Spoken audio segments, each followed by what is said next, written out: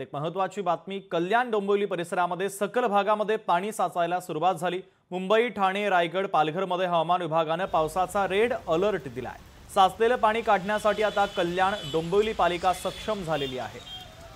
तर पंपच्या सहाय्याने या पाण्याचा उपसा केला जातोय, मात्र तरी देखील नागरिकांना काही समस्यांचा सामना या पाण्यामुळे करावा लागतो। याचा आढावा घेतलाय आमचे प्रतिनिधी अशोक कांबळे यांनी। पाहूया।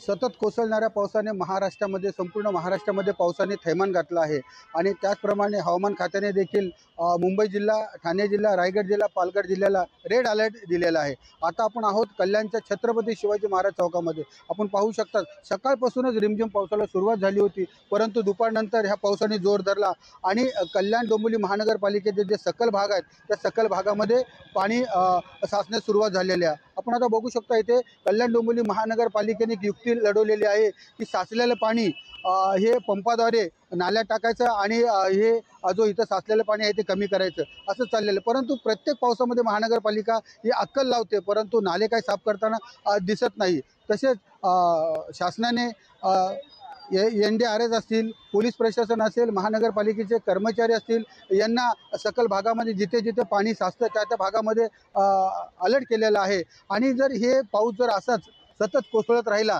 तर जे आता ह्या पद्धतीने जे पाणी साचले सकल भागामध्ये ते आणखीन पाणी वाढण्याची शक्यता नाकारता येत नाही।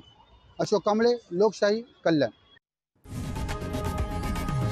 लोकशाही मराठी ऐका, पहा, जागरूक रहा।